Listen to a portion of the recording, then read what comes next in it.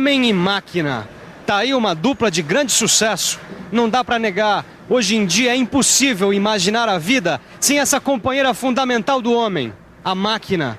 Mas sendo ela assim tão importante, será que as pessoas sabem como é que funciona uma máquina por dentro? Quer dizer, será que as pessoas conhecem, de uma forma geral, quais são os elementos que compõem as máquinas? Pinos, parafuso e porca. Com pilhas, arruelas e chavetas. Mancais, rolamentos e molas. Eixos, árvores e polias. Corrente, engrenagem e cabo. Não precisa se assustar. O pessoal daqui tá afiado porque é tudo gente do ramo. Agora, se você também quer ser um profissional da mecânica, ou se você já trabalha na área e quer se aperfeiçoar, você também precisa ficar afiado nesse assunto. Quer dizer, você precisa dominar muito bem os elementos de máquinas. E é exatamente o módulo Elementos de Máquinas do Telecurso 2000 Profissionalizante que a gente está iniciando hoje. Estudando esse módulo, você fica sabendo tudo sobre elementos de máquinas, suas funções, suas características e como eles são utilizados na prática. Com todo esse conhecimento, você fica muito mais preparado para operar as máquinas e até para corrigir defeitos que possam aparecer.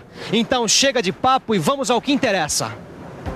Nessa teleaula você vai aprender o que são elementos de fixação. Vai ver que existem dois tipos de união de peças, a móvel e a permanente. E vai conhecer melhor alguns elementos de fixação. E já que o nosso assunto de hoje é elementos de fixação, fixe bem a sua atenção porque lá vem informação. A nossa teleaula está começando.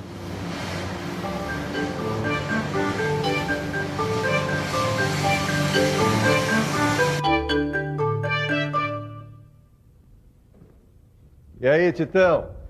Mais um dia de trabalho na caçada, hein, rapaz? Como é que foi aí? É, mais ou menos, viu, Silva? Essa máquina tá meio estranha hoje. Ela parece que tá vibrando. Tá meio frouxa. Ah, não, mas isso é mole. O que você tem que fazer é dar uma boa checada nos elementos de fixação dela. Elementos de fixação? Mas também não precisa ficar com essa cara de assustado por causa do nome. Vem cá que eu vou te falar uma coisa. Vem cá. Você tá vendo essa caixa de ferramenta aqui? Tô. Pois bem, ela é toda de madeira, certo? Uhum. Se você tivesse que construir uma caixa igualzinha a essa, como é que você ia unir as partes dessa caixa? Bom, para unir partes de madeira, eu acho que eu usaria o prego e a cola. Pois muito bem. Na mecânica também é muito comum a gente ter que unir peças como chapas, perfis, barras, etc, etc. Mas espera aí. Só o prego e a cola não vão dar conta desse recado. Não, mas é claro que não, né, Titão?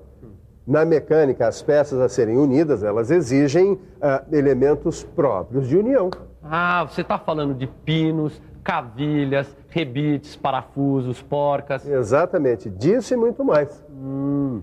Preste atenção. Rebites, pinos, parafusos, porcas, arruelas, chavetas. São alguns exemplos do que a gente chama em mecânica de elementos de fixação. Quer dizer, na mecânica, elementos de fixação são elementos que servem para unir duas ou mais peças. Ah, então é isso. Você tem toda a razão, mestre Silva. Na verdade, eu vou ter que dar uma boa checada nos elementos de fixação desta máquina para ver o porquê que ela está vibrando tanto. É isso aí, seu Tito, é isso aí. Nessa e nas próximas teleaulas você vai ficar conhecendo cada um desses elementos de fixação. Você vai saber quais são suas características, de que material é feito, suas aplicações, representação, simbologia. E vai aprender também alguns cálculos necessários na hora de usar esses elementos. Nossa, mas é preciso saber tudo isso sobre elementos de fixação? Você acha importante para o profissional mecânico conhecer bem os elementos de fixação das máquinas? Eu acho importante, sem dúvida. É lógico? Eu acho sim. É claro? Sem dúvida. Parece que é importante mesmo para o profissional de mecânica dominar esse assunto. Resta saber por quê. Quem vai explicar isso para a gente é o Eugênio, que é diretor industrial dessa empresa de mecânica. Eugênio, por que é tão importante para o profissional de mecânica conhecer bem os elementos de máquinas? Em nossa empresa, nós temos consciência de que ganhos significativos de qualidade e produtividade só podem ser conseguidos se o profissional que opera o equipamento participe ativamente da manutenção do mesmo e como pré-requisito é o conhecimento dos elementos e máquinas que o compõem. E é por isso que hoje em dia as empresas estão investindo tanto em treinamento de pessoal? Exatamente. Qualquer investimento em treinamento se reverte automaticamente em aumento de qualidade, produtividade, eficiência, estímulo e desenvolvimento do próprio profissional de mecânica.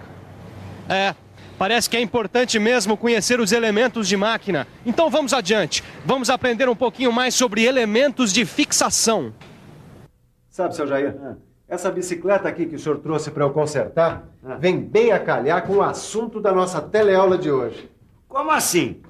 É o seguinte, é que nela fica bem fácil de ver que a união das peças feita pelos elementos de fixação pode ser de dois tipos, união móvel e união permanente. União móvel... Peraí, senhor Nanês. Peraí que eu não sou do ramo, né? Olha, é fácil, seu Jair. Na união móvel, os elementos de fixação eles podem ser montados e desmontados sem causar qualquer dano às peças que foram unidas. Tá vendo aqui, ó? Essa união aqui, feita com parafuso, porca e arruela, é um exemplo de união móvel. Mas essa aí eu entendi. Agora me diga uma coisa. E a união permanente, como é que é? Bom, como o próprio nome está dizendo, a união permanente não tem esse negócio de monta e desmonta, não. Nela, uma vez fixados, os elementos só podem ser retirados na marra, quer dizer, quebrando, danificando. É o caso das uniões feitas com rebites, soldas. Tá aqui, ó. Achei o defeito, a solda está trincada. Bem na solda, ó. Bem no elemento de fixação. Quebrou agora, ó. Quebrou agora, foi você, hein? Esse conserto está rendendo para a nossa teleaula. E pode anotar, geralmente os elementos de fixação são os componentes mais frágeis de uma máquina. E é por isso que todo elemento de fixação, seja móvel ou permanente, deve ser usado com muita habilidade e cuidado. E é só botar a cabeça para funcionar um pouco para a gente perceber o que acontece se a gente não fizer isso. Vamos pensar um pouco? Vamos pensar um pouco. Peraí, acho que não tem segredo. Na hora de projetar um conjunto mecânico, é preciso escolher com muita atenção o elemento de fixação mais adequado ao tipo de peças que vão ser unidas ou fixadas. É isso. Se, por exemplo, a gente for unir peças robustas e usar elementos de fixação fracos, o conjunto vai acabar apresentando problemas. Quer dizer, um elemento de fixação mal dimensionado pode significar desperdício de tempo, de materiais, de recursos financeiros e também danos humanos. Desperdício de tempo, de materiais, de recursos financeiros e ainda danos humanos. Isso pra mim tem um nome, seu Ananias. É prejuízo. Exatamente, seu Jair. É por isso que é importante dimensionar corretamente os elementos de fixação. E um bom projeto de máquinas também deve evitar a concentração de tensões nas peças fixadas. Como é que é? É o seguinte, se a união for mal dimensionada, as peças unidas podem ficar sujeitas à concentração de tensões.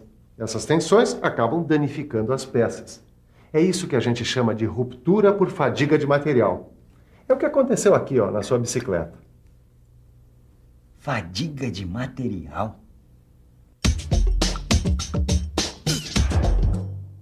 Fadiga de material significa a queda de resistência ou enfraquecimento do material devido a tensões e constantes esforços. Ô Silva, sabe que eu já ouvi falar nessa história de fadiga de material? Foi no caso de um avião que tinha caído. Será que tem a relação de uma coisa com a outra? Faz sentido, né, Titão? Você já imaginou, rapaz, as tensões que atuam sobre a estrutura de um avião durante o voo? Puxa. Agora, tem uma coisa. Fadiga de material, Titão, pode dar em qualquer conjunto mecânico, qualquer estrutura. Principalmente se os elementos de fixação não forem bem dimensionados. Agora, para evitar que isso aconteça, é preciso que haja um bom projeto, uma boa manutenção. E por falar em manutenção, eu acabei de fazer a minha. Quero ver agora se essa danada vai voltar a tremer. Bom, então já que você acabou a sua manutenção, eu vou testar os seus conhecimentos sobre elementos de fixação. Quero ver se você é capaz de me dar uma descrição assim bem rápida desses elementos de fixação que eu coloquei aqui.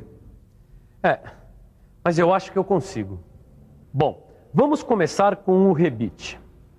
O rebite é formado por uma cabeça e um corpo cilíndrico. É fabricado geralmente em aço, alumínio, cobre ou latão. E é usado para a fixação permanente de 2 ou mais peças. Muito bem, adiante. Bom, este aqui é o pino, que serve para unir peças articuladas. É bom lembrar que nesse tipo de união, uma das peças pode se movimentar por rotação. Você está indo muito bem, Tito. Bom, não vamos comemorar antes da hora. Ainda faltam vários tipos de elementos. O contrapino, por exemplo, ou cupilha, trata-se de um arame ou haste fina com forma semelhante ao meio cilindro. Este arame ou haste é dobrado, formando uma cabeça circular e 2 pernas de tamanhos diferentes. Não, peraí, vamos com calma. Antes de apresentar outros elementos de fixação, vamos ver na prática a utilização do rebite, do pino e do contrapino, que também é chamado de cupilha. Quem vai mostrar isso pra gente é o Jonas, aqui na máquina onde ele trabalha. Vamos lá, Jonas? Então, Jonas, mostra pra gente aí os elementos de fixação. Aqui tem o rebite, o pino, contrapino ou cupilha. Agora sim, dá pra gente continuar e ver os outros elementos de fixação.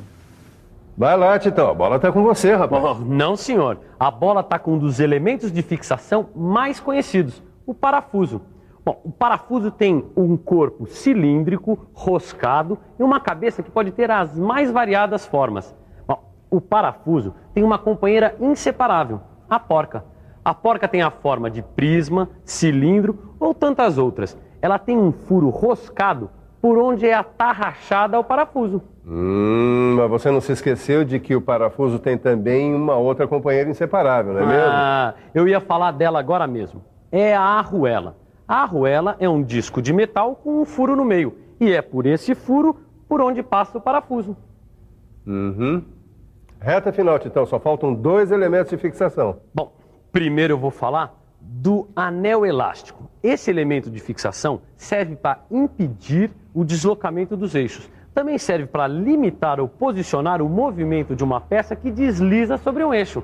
Bom, agora só falta eu falar da chaveta. A chaveta tem um corpo em forma de prisma e pode ter as suas faces paralelas ou inclinadas, dependendo do esforço e do tipo de movimento que ela quer transmitir. Tem gente que diz que as chavetas são elementos de fixação e tem gente que diz que as chavetas são elementos de transmissão. Mas na verdade ela tem as 2 funções, não é mesmo? Ah, rapaz, isso é perfeito, esse menino. Bom, agora nós vamos dar uma olhada naquele torno ali só para conferir os elementos de fixação que nós acabamos de ver. Tá bom. Certo? Certo. Pois muito bem. Aqui está. Parafuso, porca, arruela, anel elástico, chaveta. Poxa, por hoje a gente já aprendeu bastante, hein, Silvio? Claro, claro. O resto fica para as próximas teleaulas. E atenção, se liga aí que é a hora da revisão. Na teleaula de hoje, você aprendeu que, na mecânica, é muito comum a necessidade de unir peças e que essa união é feita pelos chamados elementos de fixação. Viu que uma união pode ser de 2 tipos, união móvel e união permanente. Você aprendeu também que para projetar um conjunto mecânico é preciso escolher o elemento de fixação mais adequado ao tipo de peças, evitando assim desperdício de tempo, de material, de dinheiro e danos humanos.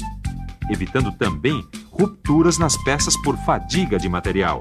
Por último, você viu uma descrição simples de alguns elementos de fixação: o rebite, o pino, o contrapino ou cupilha, o parafuso, a porca, a arruela, o anel elástico e a chaveta. E se você quiser que todos esses conhecimentos fiquem bem fixados na sua cabeça, só tem um jeito: é estudar no seu livro. Bons estudos e até a próxima!